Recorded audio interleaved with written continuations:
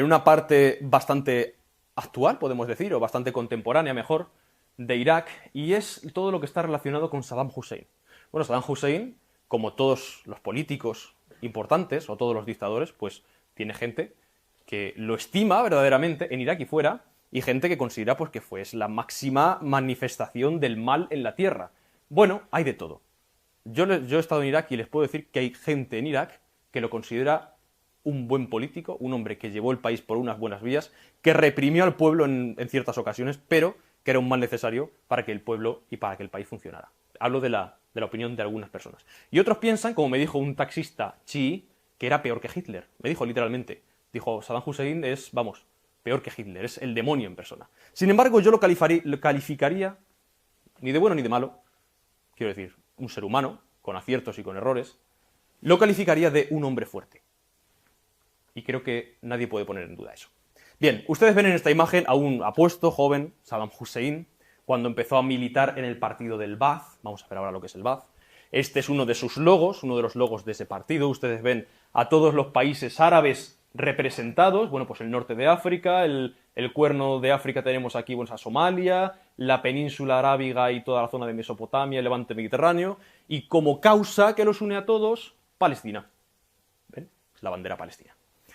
Es uno de los logos de este partido. Otro de los logos era el águila con la bandera panárabe. Esta es la bandera palestina, pero al fin y al cabo solamente una representación más de la bandera panárabe. El reparto de esos colores, el negro, el blanco, el verde y el rojo, repartidos están en muchas banderas árabes, si se dan cuenta. En Egipto, en Irak, en Yemen, en Sudán. ¿Por qué? Porque toman los colores de la bandera panárabe, al fin y al cabo, y los recolocan, si me permiten la expresión. ¿Y qué pensaba este partido? Yo, cuando me aproximé a la política árabe, quiero decir intelectualmente, no de hecho, yo decía, bueno, pues estos partidos son de derechas, son de izquierdas, son de centro.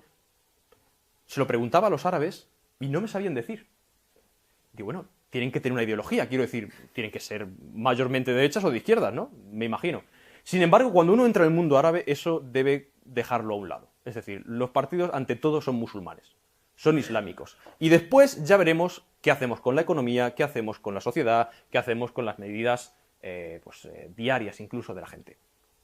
Este partido, el Ba'ath, al que perteneció Saddam Hussein, era un partido con ideología socialista, sobre todo en la economía. Pensaba que convenía nacionalizar las grandes empresas, etc. Era sobre todo panárabe, que ahora les explicaré lo que es. Era nacionalista, fuertemente nacionalista, lo cual entra en conflicto con panárabe, y ahora lo entenderán por qué. Y, ante todo, claro que sí, antiimperialista. Es decir, la influencia británica, por ejemplo, había que eliminarla totalmente.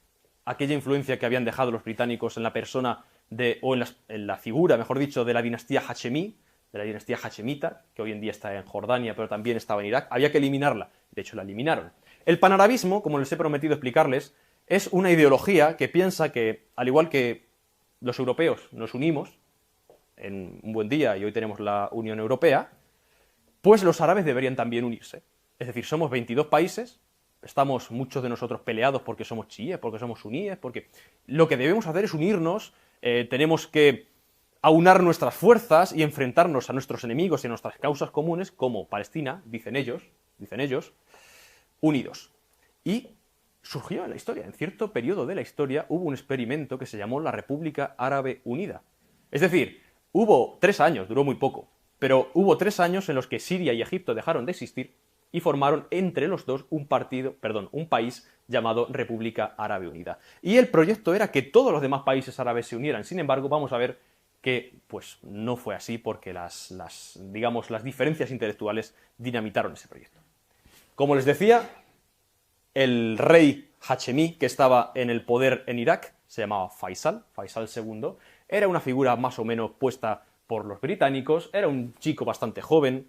Sin embargo, por ese impulso del partido Ba'ath, que era anticolonialista, como hemos dicho, que era panárabe, veían en él la máxima representación del estorbo de sus proyectos. Así que no se lo pensaron 2 veces, dieron un golpe de estado, lo mataron a él y a toda su familia, y entraron a gobernar Irak 2 militares. El coronel Arif, que ustedes lo ven aquí, y el general Qasem, que ustedes lo ven arriba. Sin embargo, esa coalición no duró mucho, porque lo único que unía al coronel Arif y al general Qasim era el odio por la monarquía y por el imperialismo. Es decir, no tenían un proyecto unidos, simplemente compartían el odio por un enemigo que ya habían eliminado. Por lo tanto, si ya está eliminado el enemigo, ¿por qué seguimos juntos? ¿Por qué esta coalición sigue teniendo sentido? De hecho, no tuvo sentido, porque apenas unos años después se volvió a dar otro golpe de Estado. El coronel Arif mandó asesinar al general Qasim. El general Qasim pues dejó de ocupar sus cargos, obviamente, en el gobierno iraquí. Y el motivo de esta enemistad, aparte de lo que he dicho, es que el general Qasim, el que ustedes tienen arriba, pensaba que sí, que el panarabismo está muy bien, y que todos somos árabes, y que Palestina, y todo lo que ustedes quieran, pero que Irak primero. Que nosotros nos podemos unir con todos los países árabes y hacer causa común, pero que Irak primero. Que Irak no va a perder el nombre, ni la autonomía, ni la independencia, bajo ningún concepto. Y Arif decía lo contrario, que somos panárabes, y panárabes significa que nos unimos en un país que se llama República Árabe Unida, y Irak pierde su nombre. Egipto pierde su nombre, Siria pierde su nombre, y se forman, podemos decir, como una especie de Estados Unidos o Emiratos Árabes dentro del mundo árabe. Así que era otro estorbo dentro de los planes panarabistas y fue, efectivamente, eliminado. Ese golpe de Estado pues, se llevó a cabo con la ayuda del partido Ba'ath, en el cual estaba un joven Saddam Hussein, estaba también Abu Bakr, una persona que vamos a ver más adelante.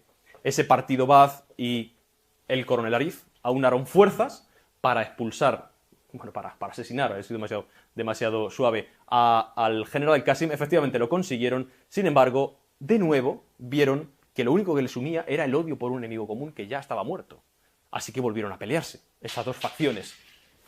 El coronel Arif y el partido Ba'ath no duraron demasiado juntos y al poco tiempo el coronel Arif prohibió el partido Ba'ath. Así que eso llevó irremediablemente a que el partido Ba'ath emprendiera las acciones necesarias para llevar otro golpe de Estado, quitar el gobierno de Arif, que por cierto había muerto cierto tiempo antes en un accidente de helicóptero, pero bueno, su equipo, sí, podemos decir, su gobierno, seguía funcionando en la persona de su hermano, es decir, se estaba perpetuando como si fuera una de esas monarquías que él juró combatir y eliminar tan a ciencia cierta.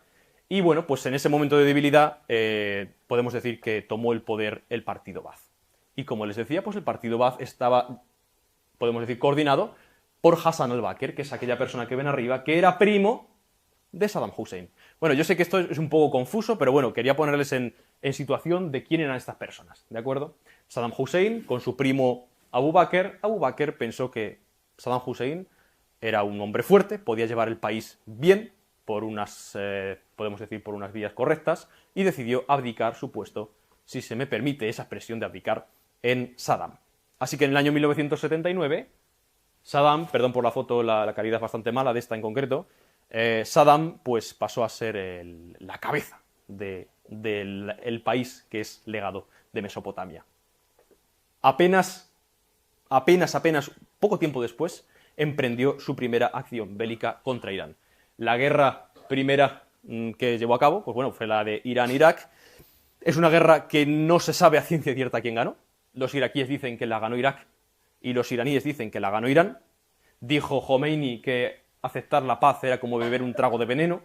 Saddam Hussein edificó las manos de la victoria, que son unas manos colosales con dos espadas celebrando la victoria de una guerra que nadie se sabe si había ganado.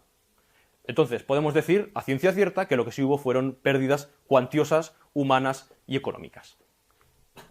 ¿Por qué decidió Saddam Hussein atacar Irán? Pues muy sencillo, porque muy poco tiempo antes, un clérigo chií, Khomeini, había comenzado una revolución islámica en Irán. Puede que por miedo, es decir, puede que Saddam Hussein, temiendo que esa revolución se extendiera a Irak, ya que Irak tiene un buen número de chiíes, como han visto, o pensando quizá que era el momento propicio para asestar el golpe de gracia a ese país tan odiado tradicionalmente por Irak y por Saddam Hussein especialmente, que era Irán, ya que estaba convulso con aquella revolución, pues decidió atacarlo. Quiero recordar algo. El tío de Saddam Hussein escribió un libro, es decir, él se crió en esa mentalidad, él leyó ese libro muchas veces, un libro que se llamaba 3 cosas que Dios nunca debió haber creado: las moscas, los judíos y los persas. Por lo tanto, ustedes pueden ver lo que pensaba. Los judíos no tenían nada que ver en este asunto, pero pueden saber lo que pensaba Saddam Hussein de los persas, lo de los iraníes. En fin, Todo eso unido llevó a esta persona, a Saddam Hussein, a llevar un ataque coordinado pues, a Irán. Pero bueno, no fue el último. Fue el primero, pero no fue el último. Unos años después se anexionó Kuwait, un país muy pequeñito que yo tuve la oportunidad de descubrir sus maravillas a principios de este año. Y ustedes me dirán, ¿por qué Kuwait? Quiero decir, sí, es un país rico, tiene petróleo, pero ¿por qué Kuwait? Quiero decir, es muy pequeño. Bueno, pues es muy sencillo. Entre Kuwait e Irak hay una zona que se llama Shatt al-Arab, la playa de los árabes, literalmente significa en árabe, valga la redundancia, y es un estuario, pues el estuario del Tigris y el Éufrates, que da al mar. Por lo tanto, es la única salida que tiene Irak al mar. Si me quedo con Kuwait, tengo salida al mar y Kuwait, bueno, pues deja de existir. Se transforma en una provincia de Irak como tradicionalmente había sido, decía Saddam Hussein. Además, Kuwait, decía Saddam, nos roba el petróleo, porque Kuwait lo que está haciendo, sin que nadie se dé cuenta, es sacar el crudo de reservas que están en realidad debajo de la tierra iraquí, decía Saddam Hussein. Por lo tanto, lo que hay que hacer es invadirlo. Además, otra causa más, por si las dos anteriores eran pocas. En la guerra anterior que yo libré, dice Saddam Hussein, contra Irán, tuve una deuda enorme. Yo no puedo pagar esa deuda.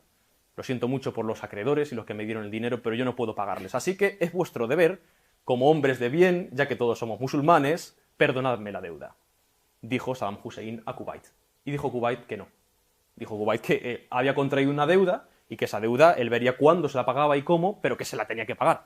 Sin embargo, otros países aceptaron que esa deuda se redujera, como Arabia Saudí, por ejemplo, o Estados Unidos después de la invasión. Bueno, como se negó, por todas esas razones que les he dicho, decidió invadir ese pequeño país, que parece ser que no tiene nada más que desierto y mucho petróleo, claro que sí, en el año 1990, desencadenando la Guerra del Golfo. Fue una guerra, perdón por lo crudo de la imagen, pero les voy a explicar, esa persona lo está haciendo voluntariamente, quiero decir. Ahora les explicaré qué es. Bueno, pues apenas duró un año esa guerra, duró muy poco tiempo, y una coalición de 42 países, bueno, pues decidió que la anexión por parte de Irak de Kuwait no era algo, desde luego, aceptable, y lo que hicieron fue obligar a Saddam Hussein a replegarse. Lo que hizo que Saddam Hussein, que era un hombre fuerte, muy valorado por el pueblo, muy querido por los iraquíes, empezara a perder cierta popularidad. Ya su figura había sido doblegada por los occidentales y por esa coalición. Bien, ese señor está en la fiesta de Ashura. Es una fiesta chií. Y como les he dicho, pues como la mayoría de los chiíes fueron martirizados, la mayoría de los santos, entre comillas, chiíes fueron martirizados, pues ellos quieren sentir ese sufrimiento y ese dolor, como muchos de ellos fueron también decapitados, pues con un cuchillo o con una espada, dándose repetidos golpes, pequeños, quiero decir, no es algo peligroso para la vida, pequeños golpes hasta que se cubren toda la cara de sangre o flagelándose, como hemos dicho, hasta que están absolutamente ensangrentados. Manifestaciones del Islam chií. ¿Y por qué lo he puesto junto a la bandera kurda que ustedes ya conocen? Muy sencillo. Porque los grupos poblacionales que mayor represión sufrieron bajo el gobierno de Saddam Hussein fueron precisamente esos. Los chiíes y los kurdos. Por lo tanto, pueden imaginarse ustedes los museos sobre Saddam Hussein que hay en el Kurdistán. ¿Qué opinión tienen del dictador? Bien, como hemos dicho, es ante todo un ser humano, un gobernante, con errores y con aciertos. Depende de la historia y depende de cada uno poner en la balanza cuál pesa más. Igual que con todos los dictadores, quiero decir, no es un caso aislado, con todos los dictadores de la historia. Sin embargo, lo que sí podemos decir es que bajo su gobierno, y esto es objetivo, la infraestructura de Irak se desarrolló de una manera increíble, es decir, pasó a ser un país verdaderamente puntero, tanto en la economía como en la infraestructura de la zona. La educación verdaderamente fue impulsada, es decir, hasta el 90% de los iraquíes estaban alfabetizados bajo su gobierno, y eso se ve hoy en día. Cuando usted va a las cafeterías de Irak, no ve a la gente perdiendo el tiempo, como en otros países que yo he visto y que no voy a mencionar, sentados mirando la vida pasar. No, ustedes van y es verdaderamente increíble porque ve libros. Libros, Los Miserables, ve, Don Quijote, Meditaciones de Marco Aurelio. Bueno, pues esto, claro, es el legado de aquel esfuerzo por educar a su pueblo, a pesar de los fallos que tuvo, obviamente. Ese legado. Se dice entre los árabes que Egipto, dicen ellos, tienen un proverbio, Egipto escribe, el Líbano publica e Irak lee. Y efectivamente es cierto.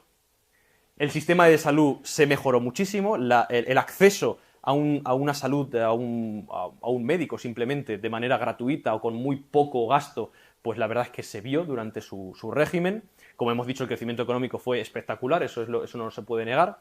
Y también, obviamente, la represión fue muy grande con todos los que estaban en contra de sus ideas panárabes, de sus ideas socialistas en cuanto a la economía, la nacionalización de los recursos de grandes empresas, por ejemplo, o simplemente los que pensaban que no debía estar en el poder, como los chiíes y los kurdos. Sin embargo, Saddam Hussein, a pesar de perder popularidad y a pesar de perder adeptos, podemos decir, no perdió el poder. Sin embargo, cuando llegó a América, sí lo perdió. ¿Por qué llegó a América? ¿Por qué entró en Estados Unidos, en Irak, Estados Unidos y sus tropas? Bueno, podemos decir que el motivo que se esgrimió, por lo menos en un primer momento, es que el régimen de Saddam Hussein estaba ligado con todo el terrorismo internacional, con los ataques a las Torres Gemelas, con los ataques terroristas en Europa, que tenía conexiones con Al-Qaeda, por ejemplo, que es una célula o un grupo terrorista suní, igual que Saddam Hussein, que tenía además armas de destrucción masiva que iban a poner en riesgo el planeta entero. Y bueno, cuando se amenaza con esas cosas, ¿no? De que se va a acabar el mundo, de que tenemos que salvar el mundo, pues la gente le entra el miedo y dice que, bueno, pues que hay que actuar. Sinceramente, no se llegó a demostrar nunca que esas armas existieran. Tendrían armas, obviamente, quiero decir, como cualquier potencia. Era un país verdaderamente, se estaba convirtiendo en un país verdaderamente rico y puntero. Pero no se llegó a demostrar que fueran armas que se estuvieran desarrollando en contra de ninguna potencia occidental. No significa que no estuvieran, sino que no se llegó a descubrir, por lo menos. Sin embargo, poco importa, porque bueno, ya se había puesto en marcha el mecanismo, la locomotora que iba a llevar al derrocamiento y, en último término, a la muerte de Saddam Hussein, que fue, como todos sabemos y todos recordamos, en ese vídeo del 2006, en una cárcel de Irak, por ahorcamiento, ahorcado, además, por los propios iraquíes. Ojo, es verdad que fue por la invasión americana y todo lo que ustedes quieran, pero los que odiaron a Saddam Hussein y los que lo colgaron y los que lo trataron con el mayor desprecio, como les voy a leer en un texto ahora, en sus últimos momentos, fueron los propios iraquíes, chiíes, concretamente, porque ya les he dicho, que la represión fue sobre todo sobre los kurdos y los chiíes. Ustedes ven estas imágenes de Saddam Hussein en el día o en los días de su juicio. Es decir, no se le vio con miedo, se le vio, decían los iraquíes suníes, defenderse como un león, con sus propios documentos. En muchas ocasiones rechazó que hablara por sí el representante de la justicia, no decía que no necesitaba ningún tipo de abogado, que él mismo se representaba delante de los iraquíes, de su propio pueblo, y le veían pues incluso reírse de cuando le acusaban de magnicidios y de genocidios y demás. Saddam Hussein no temblaba, sino que se reía. Y esa imagen es muy famosa. Esa imagen ustedes, si van algún día al Líbano, a las zonas suníes del Líbano, la van a ver colocada en las farolas, por ejemplo, en los árboles, porque es la imagen prototípica de la fuerza de Saddam Hussein, que se está siendo acosado de crímenes de guerra, está siendo acosado de genocida, de magnicida, de todo lo que ustedes se puedan imaginar, y aún así está defendiéndose con el dedo en alto y acusando al tribunal que a su vez le acusa.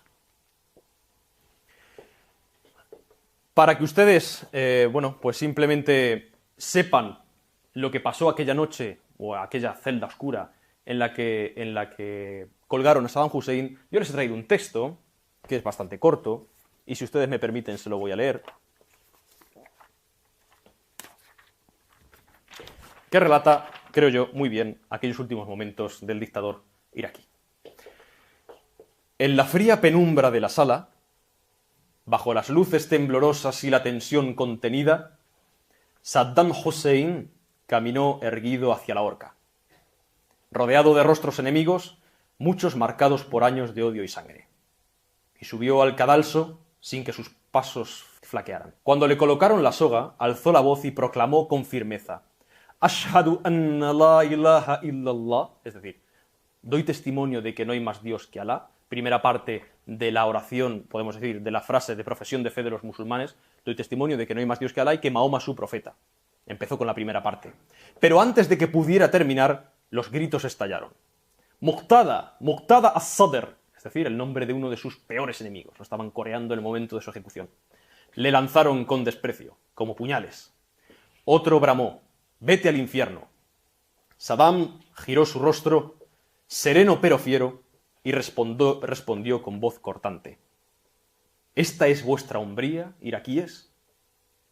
En medio de las voces, intentó terminar su último acto de fe: Wa ashhadu anna Muhammad Rasulullah, y doy testimonio de que Mahoma es el profeta de Dios. Pero la trampilla se abrió. Cayó al vacío con la shahada, con esa procesión de fe, en los labios y el orgullo intacto. No hubo súplica, no hubo lágrimas, solo el ruido seco de la justicia o de la venganza, que dejó a Irak con una muerte más que lamentar y una historia más que cargar. Efectivamente, cuando Saddam Hussein fue a decir, por ejemplo, lo que decían los mártires del siglo XX, cuando iban a ser ejecutados por causa de su fe, cuando decían «Viva Cristo Rey», pues la oración comparable a «Viva Cristo Rey» en el Islam es esa: La ilaha illallah Muhammad Rasulullah. Es decir, me voy a morir, pero es lo último que van a decir mis labios. Sin embargo, era tal el odio que sentían por él en ese punto, los que lo juzgaron, los tribunales, en muchos casos compuestos por chiíes, que ni siquiera le dejaron acabar la profesión de fe. Esta es una imagen de ese vídeo, bueno, pues muy famoso, que ustedes conocen. Yo recuerdo ver ese vídeo. En ese momento tenía 6 años, pero lo recuerdo ver en televisión y, bueno, pues un momento verdaderamente impactante. Y ya, sí que sí, para acabar, yo quiero decirles que el pueblo iraquí es, con diferencia, el más generoso, creo yo, y el más hospitalario que he visto en toda mi vida y en todos mis viajes. Y tengo aquí una prueba fehaciente que conseguí en la mezquita que ustedes han visto, maravillosa, de Karbala, con aquellos espejos, con aquellos oros, es decir, con aquella belleza desenfrenada. Me lo dio un dirigente chií, vestido de negro, claro que sí, que, bueno, pues se encargaba del mantenimiento, del mantenimiento técnico, quiero decir, de la mezquita, de la organización y de la coordinación. Me dijo: ¿estás de visita? Dije: sí, bueno, allí estaba también yo con otro amigo y otra amiga, pero bueno, los sexos se separan en las mezquitas. Estaba en ese caso con un amigo. Y me dijo este hombre: tú vienes aquí de visita, ¿no? Digo: sí, sí. Dice: ¿qué eres, chií? Digo: no soy chií ni suní, digo, soy cristiano. Dice: no pasa nada. Dice: no te preocupes. Dice: este es un lugar para todas las etnias y para todas las sectas. Sectas llaman ellos a ramas, ¿vale? Tawaif en árabe. Así que te voy a dar una cosa. Y además te voy a explicar toda la historia de esta mezquita. Me explicó la historia de la batalla de Karbala, me explicó la historia de Hussein, de su hijo, al cual, bueno, pues su cuello de bebé fue atravesado por una flecha, la historia del caballo de Hussein, que también fue acribillado por las flechas, Zuljanah, el alado, el que tiene alas, se llamaba el caballo, y que cuando Hussein fue martirizado y lo dejaron completamente destrozado en el campo de batalla, el caballo regresó al campamento para decirle a las mujeres, entre comillas, que su dueño había caído. Y volvió el caballo cubierto de flechas, y es una imagen también muy evocadora para los chiíes. Y como les decía, me dio ese ese coordinador, ese organizador de la mezquita, ese alto cargo chií. Esto es simplemente una tela verde, igual que la que han visto, pero verde simplemente. Es decir, es incluso más simbólica porque no tiene nada escrito, es simplemente la adhesión al Islam para ellos. Para mí simplemente, perdón por lo de simplemente otra vez, para mí es algo únicamente histórico, para mí es algo a lo cual le tengo mucho cariño porque representa, digamos, el afecto que tienen a todos los que van pasando por allí. Es una tela verde con un pequeño saquito, que ustedes no lo ven, pero me tienen que creer, con arroz. ¿Qué es eso? Es una representación de la hospitalidad de Irak. Nadie que pase por la tierra de los dos ríos pasará hambre. Es decir, la hospitalidad es tan grande que nunca te faltará un plato de arroz o un plato de carne. Si es necesario, vienes a comer a los mawakif, a esos puestos de comida, de bebida, de alojamiento gratuito, por amor a Dios, en último término, y en primer término, bueno, pues a nuestros prohombres y a nuestros santos, entre comillas. Hasta tal punto es hospitalario Irak y Bagdad y desinteresado que la gente te invita a comer, entras a un supermercado y cuando les dices que eres español o que eres europeo, te regalan una botella de agua, por favor. No, llévatela gratis. Bueno, deme un paquete de folios. Extranjero, sí, español, llévatelo gratis. O sea, es algo verdaderamente abrumador y de verdad yo les aconsejo a todos los que quieran descubrir otro mundo y abrir, o que se le caiga esa venda de país peligroso que maltrata a las mujeres, que es verdad que las mujeres tienen unas realidades duras en este país, pero bueno, tampoco es tanto como nos lo presentan. Bueno, pues le aconsejo que vaya a Irak.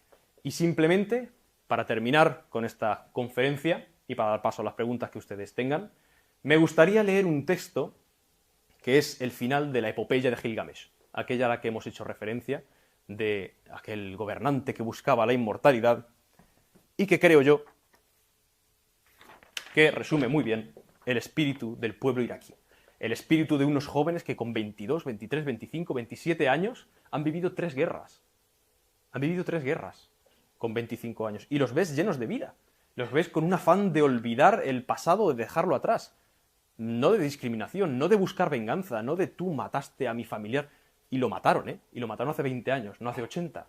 Y el espíritu es de superación, el espíritu es de todos somos iraquíes, vamos a dejar a un lado lo que pasó y vamos a construir un país unidos. Eso es lo que piensan actualmente los iraquíes.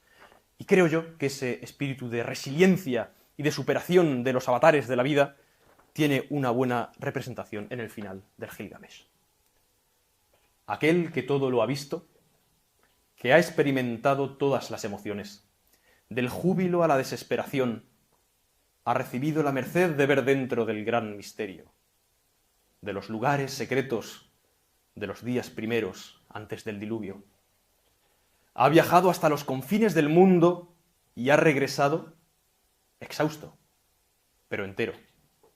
Ha grabado sus hazañas en estelas de piedra, ha vuelto a erigir el sagrado templo de la diosa en Nana, así como las gruesas murallas de Uruk, ciudad con la que ninguna otra del mundo puede compararse.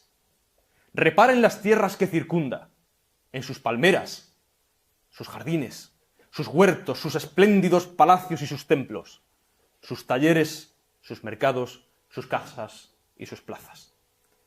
Busca su piedra angular y debajo de ella el cofre de cobre que indica su nombre. Ábrelo, levanta su tapa, saca de él la tablilla de lapislázuli y lee cómo Gilgamesh todo lo sufrió y todo lo superó. Muchas gracias.